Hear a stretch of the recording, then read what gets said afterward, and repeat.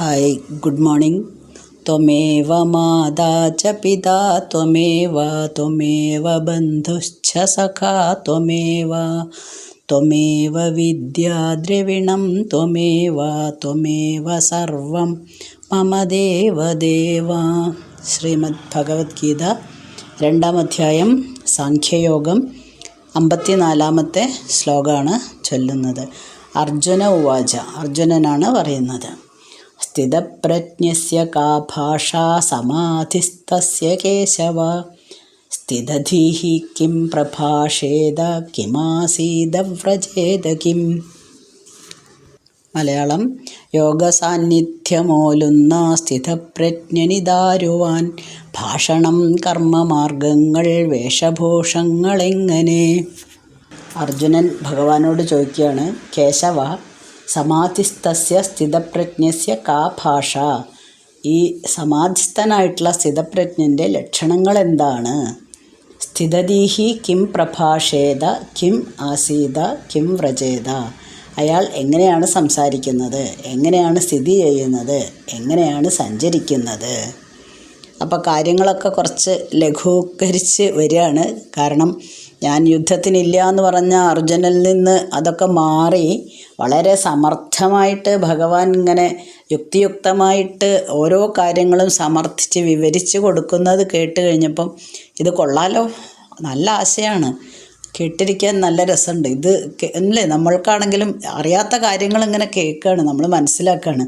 അപ്പോൾ ഇനി സ്ഥിതപ്രജ്ഞനാരാണ്? എപ്പോഴും പറയുന്നുണ്ടല്ലോ, എല്ലാറ്റിൽ നിന്നും മുക്തി നേടിയിട്ട് ജീവിക്കുന്ന ആളാണ് സ്ഥിതപ്രജ്ഞൻ. അപ്പോൾ ഈ സ്ഥിതപ്രജ്ഞൻ്റെ ലക്ഷണങ്ങൾ എന്തൊക്കെയാണ്? അതങ്ങനെ ഓരോ കാര്യങ്ങൾ ചോദ്യം ചോദിച്ച് മനസ്സിലാക്കുകയാണ്. എപ്പോഴും ഗുരുവിന് ശിഷ്യനോടും ശിഷ്യന് ഗുരുവിനോടും ചോദിക്കാനുള്ള അധികാരമുണ്ട്. എല്ലാം മനസ്സിലാക്കി കഴിഞ്ഞതിന് ശേഷം മാത്രമേ നമ്മൾ ഓരോ കാര്യത്തിലും ഇടപെടാൻ പാടുള്ളൂ.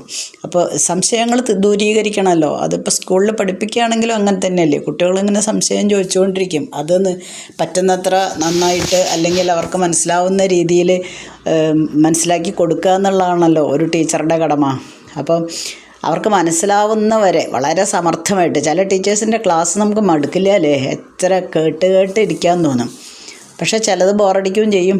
അപ്പോൾ ഇവിടെ ശ്രീകൃഷ്ണനാണ് ടീച്ചറേ, പിന്നെ കുഴപ്പമില്ല, വളരെ നന്നായിട്ടാണ് പറഞ്ഞു കൊടുക്കുന്നത്. അവൻ കേട്ടിരിക്കുകയാണ്, വീണ്ടും വീണ്ടും വീണ്ടും കേൾക്കണം എന്ന് തോന്നി ആഗ്രഹം കൊതിച്ച് വിഷണ്ണഭാവമൊക്കെ കുറേശ്ശെ കളഞ്ഞ് അർജുനൻ ഇങ്ങനെ ട്രാക്കിലേക്ക് വരികയാണ്. വളരെ സമർത്ഥമായിട്ട് വിവരിച്ചു കൊടുക്കുന്നുണ്ടല്ലോ ഭഗവാൻ. അപ്പോൾ അർജുനൻ്റെ കുറച്ചിങ്ങനെ കുറഞ്ഞിട്ടുണ്ട്, വിഷാദമൊക്കെ കുറച്ച് കുറഞ്ഞു. തത്വോപദേശങ്ങൾ ഭഗവാൻ കൊടുക്കുന്നത് കുറേശ്ശെ വിലയിരുത്തി അതിനെ പറ്റിയിട്ടുള്ള സംശയങ്ങൾ ദൂരീകരിക്കൽ തുടങ്ങിയിട്ടുണ്ട്. അപ്പം ഈ ബാഹ്യലോകത്തിൽ ഈ സമാധിസ്ഥനായിട്ടുള്ള മഹാത്മാവാണല്ലോ സ്ഥിതപ്രജ്ഞൻ. അങ്ങനെയുള്ള ആൾക്കാർക്ക് ഈ ബാഹ്യലോകത്തിൽ കർമ്മനിരതനായിട്ട് ജീവിക്കാൻ കഴിയുമോ എന്നാണ് അർജുനൻ്റെ സംശയം. ഇതിന് ഭഗവാൻ പറയുന്നത്, അല്ല, നമ്മൾ കർമ്മകാണ്ഡങ്ങളിലാണെങ്കിൽ ഇങ്ങനെ പല വിധത്തിലുള്ള യാഗങ്ങളൊക്കെ ചെയ്ത് അല്ലേ, യോഗിയാവാൻ വേണ്ടിയിട്ട് പലതരത്തിലുള്ള പൂജകളും യാഗങ്ങളും ഒക്കെ ചെയ്ത് ഈശ്വര ചൈതന്യം എന്താണെന്ന് മനസ്സിലാക്കി ഈശ്വരനോട് ചേർന്നിരിക്കണം. അതാണ് യോഗം. അങ്ങനെയുള്ള ആ ഭഗവാനോട് ചേർന്നിരിക്കുന്നവരാണ് യോഗി. അങ്ങനെയുള്ള ആൾക്കാരെയാണ് ഭഗവാൻ ഇവിടെ സ്ഥിതപ്രജ്ഞൻ എന്ന് പറയുന്നത്. എല്ലാറ്റിൽ നിന്നും മോചനം നേടി എല്ലാ സംസാര സാഗരത്തിലുള്ള എല്ലാ കാര്യങ്ങളും സമചിത്തതയോടെ, കഴിഞ്ഞ ദിവസം പറഞ്ഞല്ലോ, മനസ്സിനെ സമചിത്തതയോടെ എപ്പോഴും എല്ലാ കാര്യങ്ങളും നേരിടാനായിട്ട് പഠിപ്പിക്കുക. അപ്പോൾ അങ്ങനെയുള്ള ഒരാളാണ് സ്ഥിതപ്രജ്ഞൻ. അപ്പോൾ ഈ സ്ഥിതപ്രജ്ഞൻ എങ്ങനെ സംസാരിക്കും, എങ്ങനെ ഇരിക്കും, എങ്ങനെ നടക്കും എന്നൊക്കെയല്ലേ ചോദിച്ചത്. ഈ ചോദ്യങ്ങൾ അർജുനൻ്റെ ഒരു ജിജ്ഞാസയാണ്. അതായത് അതിനെക്കുറിച്ച് പറ്റിയിട്ട് കൂടുതൽ അറിയാൻ വേണ്ടിയിട്ട് ഉള്ള ഒരു ആകാംക്ഷയാണ്. അപ്പോൾ അതിങ്ങനെ ഓരോന്നായിട്ട് വിവരിച്ചു കൊടുക്കുകയാണ് ഭഗവാൻ. അങ്ങനെ ഭഗവാൻ അടുത്ത ശ്ലോകത്തിൽ ഈ ബ്രഹ്മനിഷ്ഠ കൈവരിച്ച സ്ഥിതപ്രജ്ഞനെ കുറിച്ച് അല്ലെങ്കിൽ അങ്ങനെയുള്ള ആൾക്കാരുടെ ലക്ഷണങ്ങൾ വിവരിക്കാൻ തുടങ്ങുകയാണ്. അർജുനൻ്റെ ചോദ്യത്തിന് മറുപടിയായിട്ട് ഭഗവാൻ പറയുന്നു, 55-ാമത്തെ ശ്ലോകം: പ്രജഹാതി യഥാ കാമാൻ സർവാൻ പാർത്ഥമനോഗതാൻ ആത്മന്യേവാത്മനാ തുഷ്ട സ്ഥിതപ്രജ്ഞസ്തദോച്യതേ. മനസ്സിൽ കാമമോഹങ്ങൾ സമസ്തം വിട്ടകന്നവൻ സ്വയം സന്തുഷ്ടി നേടുന്നോൻ സ്ഥിതപ്രജ്ഞ നരോത്തമൻ. ഭഗവാൻ പറഞ്ഞു കൊടുക്കുകയാണ്, പാർത്ഥ ആത്മനി ആത്മനായേവ തുഷ്ടഃ, തന്നിലെ ആത്മാവിൽ തന്നെ സന്തുഷ്ടനായിട്ടിരിക്കുന്ന ആള് യഥാ മനോഗതാൻ സർവാൻ കാമാൻ പ്രജഹാതി, മനസ്സിലെ എല്ലാ കാമങ്ങളും അല്ലെങ്കിൽ എല്ലാ കാമനങ്ങളെയും എല്ലാ വിചാരങ്ങളെയും നിശേഷം ത്യജിക്കുന്നുവോ തഥാ സ്ഥിതപ്രജ്ഞ ഉച്യതേ. അങ്ങനെ എത്തുന്ന സ്ഥിതിയിൽ എത്തുമ്പോഴാണ് അയാളെ നമ്മൾ സ്ഥിതപ്രജ്ഞനെന്ന് വിളിക്കുന്നത്. ഓരോരോ ലക്ഷണങ്ങളായിട്ട് ഓരോരോ പദ്യത്തിലായിട്ട് പറഞ്ഞു കൊടുക്കുകയാണ് ആരാണ് സ്ഥിതപ്രജ്ഞൻ. അപ്പോൾ ശരിക്കും യോഗികൾ എന്ന് പറഞ്ഞ് നടക്കുന്ന കപടന്മാരായിട്ടുള്ള ഗുരുക്കളുണ്ട്. കാപട്യം നിറഞ്ഞ ഗുരുക്കന്മാർ ധാരാളമുണ്ട് ഈ ലോകത്തിൽ. യഥാർത്ഥ ബ്രഹ്മനിഷ്ഠന്മാരും ധാരാളമുണ്ട്. അപ്പോൾ അവരെ തമ്മിൽ തിരിച്ചറിയാൻ വേണ്ടിയിട്ട് ഈ സ്ഥിതപ്രജ്ഞൻ്റെ ലക്ഷണങ്ങൾ നമ്മെ സഹായിക്കും. നമ്മൾക്ക് ഒരു നല്ലൊരു ഗുരുവിനെ സ്വീകരിക്കണം എപ്പോഴും. എല്ലാ കാര്യങ്ങൾക്കും നമുക്ക് എല്ലാം നമ്മളുടെ ചോദ്യങ്ങൾക്ക് മുഴുവനും വളരെ നന്നായിട്ട് ഉത്തരം തരുന്ന ഒരാളെ മാത്രമല്ല, വളരെ മോഡൽ ആയിട്ട് ജീവിക്കുന്ന ഒരാളെ വേണം നമ്മൾ ഗുരുനാഥനായിട്ട് സ്വീകരിക്കാൻ. അപ്പോൾ അത് എങ്ങനെയെന്നുള്ളത്, അതായത് കാപട്യം നിറഞ്ഞവരുമുണ്ടല്ലോ ലോകത്തിൽ, അതിൽ നിന്ന് ഇവരെ തിരിച്ചറിഞ്ഞ് അവരെ മാത്രമേ നമ്മൾ ഗുരുവായിട്ട് സ്വീകരിക്കാൻ പാടുള്ളൂ. അതിനുള്ള കാര്യങ്ങൾ പറഞ്ഞു കൊടുക്കുകയാണ്. അപ്പം നമുക്ക് എപ്പോഴും നമുക്ക് 3 പ്രശ്നങ്ങളാണ് നമ്മുടെ ലോകത്തിൽ ജീവിക്കുമ്പോഴേ.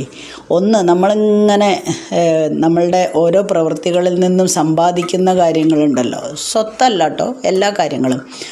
ആ സമ്പാദിക്കുന്നതിനെ, സ്വത്തും അതിൽ പെടും, എന്നാലും ആ അതിപ്പോൾ വീടായാലും എന്തായാലും ജോലിയായാലും എന്തായാലും അതിനെ ഇങ്ങനെ സംരക്ഷിച്ച് വയ്ക്കുക, അതാണ് ഒരു കാര്യം.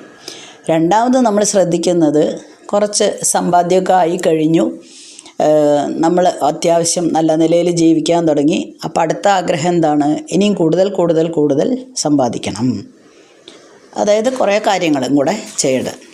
ഇത് സ്വത്ത് മാത്രമല്ല, എന്തും ധാരാളം ചെയ്യണം. അതായത് ഇപ്പോൾ ഒരു ചെറിയ കമ്പനി ഇട്ടു, എന്നാൽ ശരി, ഇതിൻ്റെ ബ്രാഞ്ചസ് ലോകം മുഴുവൻ ഇടാം, അല്ലെങ്കിൽ കേരളം മുഴുവനും ഇന്ത്യ മുഴുവനും ഇടാം. അങ്ങനെ കൂടുതൽ സമ്പാദിക്കുക എന്നുള്ള ഒരാഗ്രഹം വരും. ഇത് രണ്ടാമത്തതാണ്. അതായത് ഒന്ന് ഉണ്ടാക്കുക എന്നുള്ളതാണ്, ഉള്ളത് സംരക്ഷിക്കുക എന്നുള്ളത്. രണ്ടാമത്തത് കൂടുതൽ സമ്പാദിക്കുക എന്നുള്ളത്. ഇനി മൂന്നാമത്തത്, നമ്മളറിയാതെ നമ്മുടെ മനസ്സ് ചിലപ്പോൾ സാധിക്കാൻ പോകുന്ന കാര്യങ്ങളൊന്നും ആയിരിക്കില്ല, എന്നാലും നമ്മുടെ മനസ്സിൽ കുറേ ചിന്തകളുണ്ടാവും. ആ ചിന്തകൾ അവിടെ തന്നെ നിൽക്കും. പക്ഷെ നമ്മൾ അതിനെപ്പറ്റി എപ്പോഴും സാധിക്കുമോ, അല്ലെങ്കിൽ എനിക്ക് ചെയ്യാൻ പറ്റുമോ എന്നിങ്ങനെ ചിന്തിച്ചുകൊണ്ടേയിരിക്കും. ഇത് 3ഉം നമ്മൾ പറിച്ചെറിയണം മനസ്സിൽ നിന്ന്. ഇതെല്ലാം, അതായത് വിചാരവികാരങ്ങളൊന്നും തന്നെ ഉണ്ടാവാൻ പാടില്ലല്ലോ സ്ഥിതപ്രജ്ഞൻ എന്ന് പറയുമ്പോൾ.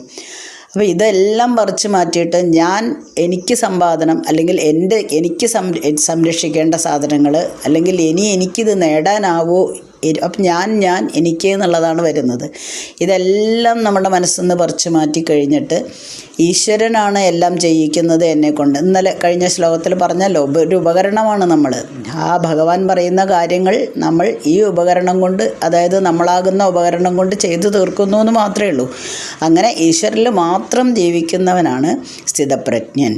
അപ്പോൾ ഇതാണ് ഒന്നാമത്തെ ലക്ഷണം. അപ്പോൾ നമുക്കൊരു ഗുരുവിനെ സ്വീകരിക്കുമ്പോൾ നേരത്തെ പറഞ്ഞല്ലോ, എല്ലാം ഗുരുവിനെ നിരീക്ഷിച്ച് പരീക്ഷിച്ച്, ഗുരുവിന് തിരിച്ച് ശിഷ്യനെയും നിരീക്ഷിക്കുകയും പരീക്ഷിക്കുകയും ചെയ്യാം. രണ്ടുപേർക്കും പരസ്പരം അങ്ങോട്ടും ഇങ്ങോട്ടും ചോദ്യങ്ങൾ ചോദിക്കാം, അതിൻ്റെ സംശയങ്ങൾ ദൂരീകരിക്കുകയും ചെയ്യാം. അപ്പോൾ ചില ടീച്ചേഴ്സിന് ഇത്തിരി മുന്നേ ഞാൻ പറഞ്ഞ പോലെ വളരെ ആനന്ദം കിട്ടും നമുക്ക്. ആ ക്ലാസ്സിൽ ഇരിക്കാൻ തന്നെ നമുക്ക് വളരെ ഒരു ഇൻട്രസ്റ്റാണ്. കാരണം ആ ടീച്ചർ പറയുന്ന ഓരോ കാര്യങ്ങളും നമ്മളുടെ മനസ്സിൽ തട്ടും. അത് പഠിപ്പിക്കൽ മാത്രമല്ല, എത്രയോ ടീച്ചേഴ്സ് ഉണ്ടല്ലേ, ധാരാളം ഉപദേശങ്ങൾ കൊടുക്കുന്ന നല്ല ടീച്ചേഴ്സ് ഇഷ്ടം പോലെയുണ്ട്. അപ്പോൾ അത് കേൾക്കാനൊരു ജിജ്ഞാസയാണ്. അപ്പോൾ കുട്ടികൾക്ക് പിറ്റേ ദിവസം എനിക്ക് ഇനിയും പോകണം, ക്ലാസ്സിൽ പോകണം. അല്ലേ, ചെറിയ കുട്ടികളൊക്കെ ആകുമ്പോൾ കരച്ചിലല്ലേ വീട്ടിൽ വന്നാലേ, ഞാൻ നാളെ പോകുന്നില്ല പറഞ്ഞിട്ട്. ഇപ്പോൾ നല്ല ടീച്ചേഴ്സൊക്കെയാണ് LKG-യിലും നഴ്സറി ക്ലാസ്സിലൊക്കെ ഉള്ളത് വെച്ചാൽ അവരുടെ പെരുമാറ്റം കൊണ്ട് കുട്ടി വീട്ടിലിരിക്കുന്നേക്കാൾ ഇഷ്ടപ്പെടുക ചിലപ്പം സ്കൂളിൽ ചെന്ന് ടീച്ചറുടെ ഒരു സാമീപ്യം ആഗ്രഹിക്കുന്നതായിരിക്കും. ആ ടീച്ചറെ കാണുമ്പോൾ കുട്ടിക്ക് തന്നെ എന്തോ ഒരു സന്തോഷം വരികയാണ്. അപ്പോൾ ചിലപ്പോൾ അമ്മയെ അച്ഛൻ ആരെ കൂടുതൽ ഇഷ്ടം നമ്മൾ തമാശയ്ക്ക് പോലും ചോദിച്ചു കഴിഞ്ഞാൽ എൻ്റെ ടീച്ചറെ എന്ന് പറയുന്ന കുട്ടികൾ ധാരാളമുണ്ട്, അമ്മയും അച്ഛനെയും പറയാതെ. അതാണ്, അത്ര സന്തോഷമാണ് അവർക്ക്. അതേപോലെ തന്നെ നമ്മൾക്ക് ആരിൽ നിന്നാണോ ഏറ്റവും അധികം ആനന്ദം ലഭിക്കുന്നത് ആ ആളോട് സംസാരിക്കാൻ നമുക്കൊരു പ്രത്യേക താല്പര്യം ഉണ്ടാവും. അപ്പോൾ അതുപോലെ നമുക്ക് ഒരു ഗുരുവിനെ സ്വീകരിക്കുമ്പോൾ എപ്പോഴും എല്ലാം തികഞ്ഞ് നമ്മളുടെ പ്രശ്നങ്ങൾക്കൊക്കെ മറുപടി തരുന്ന, അല്ലെങ്കിൽ അതിനെ വളരെ നന്നായിട്ട് കൈകാര്യം ചെയ്യുന്ന ഒരു ഗുരുവിനെ വേണം സ്വീകരിക്കാൻ. അതാരാണ്? ഈശ്വരനാണ് യഥാർത്ഥ ഗുരു. അപ്പോൾ ഈ ആഗ്രഹങ്ങൾ ഉദിക്കുന്നതെല്ലാം നമ്മുടെ അജ്ഞാനം കൊണ്ടാണ്. ബുദ്ധിയിലിങ്ങനെ ഓരോരോ ആഗ്രഹങ്ങൾ വരികയാണ് അജ്ഞാനം കൊണ്ട്. ഈ അജ്ഞാനം അസ്തമിക്കുമ്പോഴാണ് എന്താവുന്നത്? ജ്ഞാനം ലഭിക്കുന്നത്. ഇത് സ്ഥിതപ്രജ്ഞന് മാത്രമേ സാധിക്കുള്ളൂ. ഇതൊക്കെ സ്ഥിതപ്രജ്ഞൻ്റെ ലക്ഷണങ്ങളാണ്. അപ്പോൾ ഒരു ബ്രഹ്മനിഷ്ഠൻ അല്ലെങ്കിൽ ബ്രഹ്മയോഗി, സ്ഥിതപ്രജ്ഞൻ എന്ന് പറയുന്ന ആൾ തൻ്റെ ആത്മാവ്, അതായത് എല്ലാം ഈശ്വരനാണ് എന്ന് ചിന്തിച്ച് അതിൽ തന്നെ മുഴുകിയിട്ട് സന്തോഷിക്കുകയാണ് ചെയ്യുന്നത്. അപ്പോൾ അയാൾക്ക് മറ്റാഗ്രഹങ്ങളൊന്നും തന്നെ ഉദിക്കുന്നേ ഇല്ല. അയാളുടെ മനസ്സിൽ അങ്ങനെയുള്ള ആഗ്രഹങ്ങളൊന്നും ഉദിക്കുന്നില്ല. ഇപ്പം നമുക്ക് ബാല്യത്തിൽ, അതായത് നമ്മുടെ ചെറുപ്പകാലത്ത് ചിലപ്പോൾ നമ്മൾക്ക് നല്ല കളിക്കോപ്പുകളായിരിക്കും ഏറ്റവും ഇഷ്ടമുള്ള സാധനങ്ങൾ, അല്ലേ? പക്ഷേ നമ്മൾക്കൊരു 10-15 വയസ്സ് ആകുമ്പോൾ ഒരു ടോയ് കാറ് കൊണ്ടുത്തന്നു, അല്ലെങ്കിൽ വട്ടത്തിൽ തിരിഞ്ഞ് ശബ്ദം ഉണ്ടാക്കുന്ന ഒരു കളിക്കോപ്പ് കൊണ്ടുത്തന്ന അയ്യേ എന്ന് നമ്മൾ പറയുള്ളൂ. അത് നമുക്ക് അപ്പം ഇഷ്ടപ്പെടുന്ന സാധനമല്ല. നമ്മുടെ ഇഷ്ടം അവിടെ മാറി. കുറച്ചും കൂടെ വലുതാവുമ്പോഴോ വേറെ കാര്യങ്ങളിലായിരിക്കും നമുക്ക് ഇഷ്ടം. ഇനിയും വലുതായി, വയസ്സായി, വാർദ്ധക്യത്തിലെത്തുമ്പോഴോ അതുവരെ ഇതൊക്കെയാണ് സുഖങ്ങൾ എന്ന് വിചാരിച്ച കാര്യങ്ങളെല്ലാം വിട്ട് മറ്റ് ചില കാര്യങ്ങളിലാണ് നമുക്ക് സുഖം തോന്നുക. അങ്ങനെ ജീവിതത്തിൽ ഇങ്ങനെ മാറി മാറി വരികയാണ് നമ്മുടെ സൗഖ്യങ്ങൾ.